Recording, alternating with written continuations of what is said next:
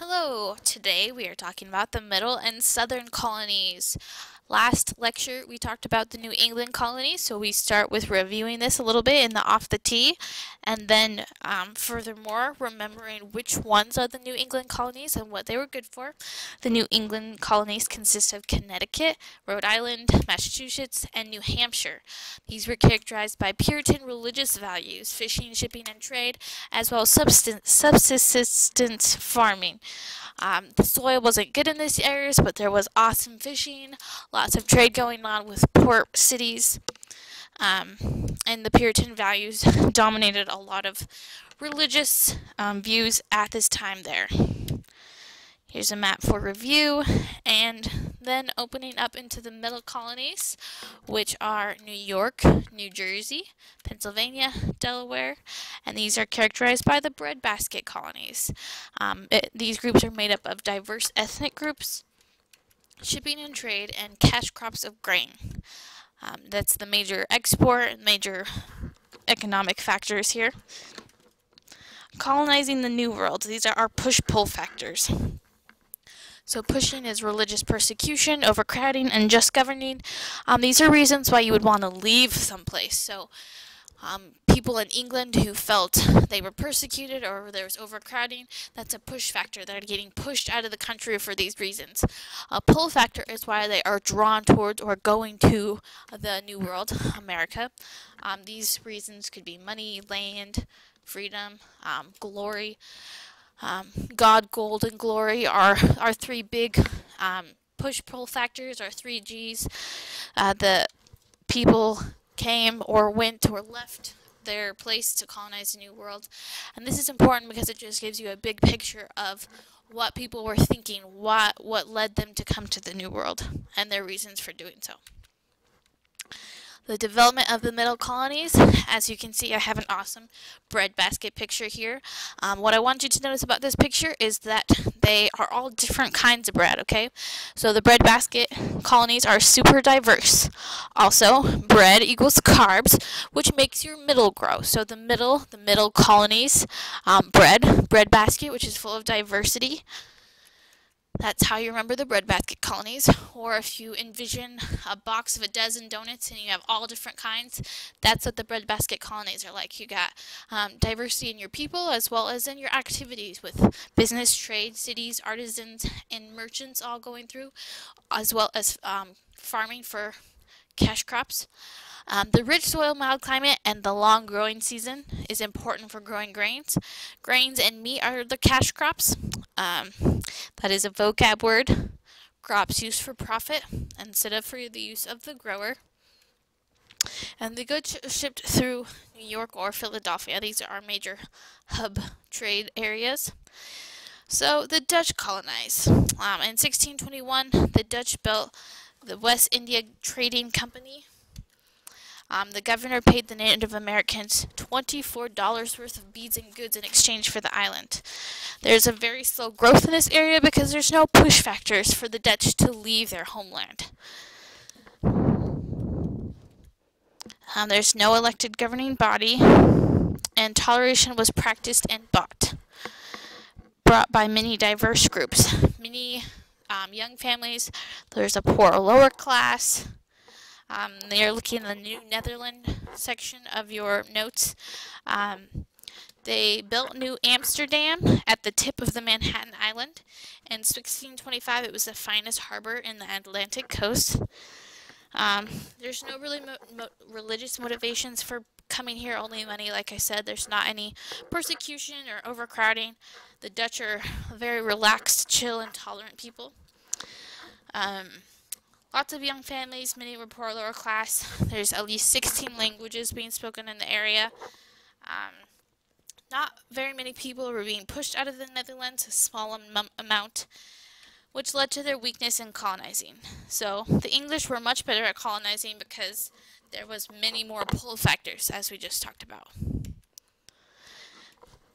So the Dutch and the Swedes, the Dweeds is just their combination together that they grew together, and their traditions, how that came together is part of how America started with all of the mixture of cultures that we have now. So the Swedes were pulled by the fur trade, also economic. Dutch and Swedes were trade rivals. In the New York box, which is what we're getting to, so the New Netherlands becomes New York. England and the Dutch empires go to war, and the American colony becomes the main target of the King of England. That's your first bullet under the New York category. The Dutch seized the colony, which later becomes Delaware, and they joined it with the New Netherlands. Swedes teach the Dutch many things, like the log cabin in the picture, how to notch the logs because they have experience with woodwork and trees and forestry. And that becomes the most common frontier home, as well as the Dutch teach the Swedes how to make pretzels. Cool, right? New Yorker is born. So the goal with this is to close the gap between the New England colonies in the north and the Chesapeake colonies in the south. New Netherland was taken by the king's brother, the Duke of York. That's that stylish guy in the yellow here. He floated up to the harbor at the tip of Manhattan, and without a fight took the city from I can't say this name, Stuyvesant. He was a not very nice, hostile ruler. And New Netherland surrendered because they welcomed the opportunity to be governed by somebody else. In 1664, he became the proprietor of New York. And a proprietor is just someone who is given money or land granted by the king. Continuing, England, the Duke of York allowed the Dutch to keep their lands and religions, but he did appoint a new government and council to rule. New York prospered greatly, as the English is one of the most diverse of all the colonies. And it is also one of the greatest harbors in the world at the time, which is a really cool thing for America and this time period. Moving on to New Jersey. In 1664, the Duke granted two of his friends land in modern-day New Jersey. He established religious freedom and a charter that created a toleration law. Many diverse people came that made the two men rich.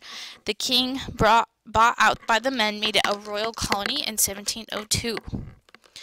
There's New Jersey for you. Next up is Pennsylvania. King Charles, this is William Penn by the way, King Charles owed William Fathers a debt. Penn got a land grant to become a proprietor for the colony in order to pay off his father's, or to seek renewal for his father's money that he owed.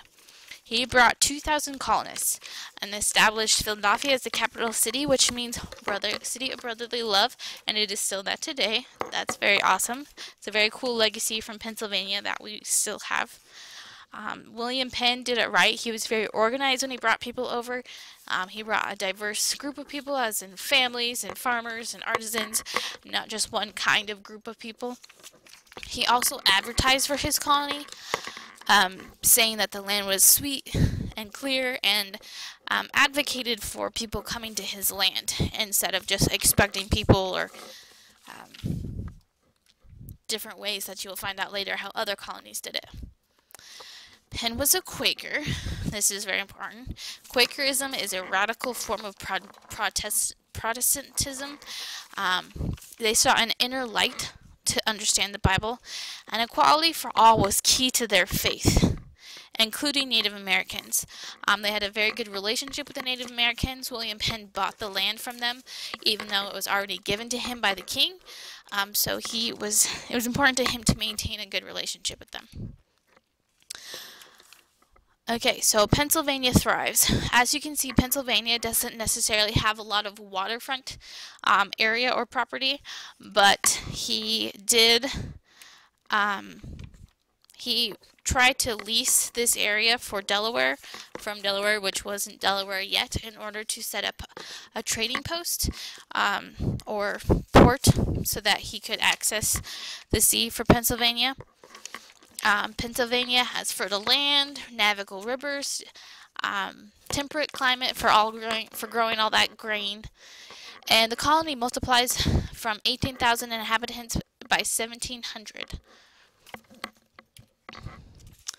So William Penn leased the land, as I just talked about, to create a harbor and access to the sea for Pennsylvania. Ruled both colonies the same. He was the governor and created an assembly, although there's division between the people, and eventually the land breaks off and becomes Delaware. Alright, New Sweden, or Delaware. In 1638, the Swedish traders found it on the lower Delaware River. It was established by the Swedes for money, fur trade and grain farming specifically. A hostile takeover by Mr. Peter here and the Dutch in 1655. That's when the Duke of York came and took it after that. And then eventually it was governed by Penn for their access to the Atlantic Ocean, as I just mentioned, until it breaks off and becomes Delaware on its own. Here's the 13 colonies. You might want to be familiar with this map because it is on the quiz. Practice identifying which colonies are which. And up next is the southern colonies.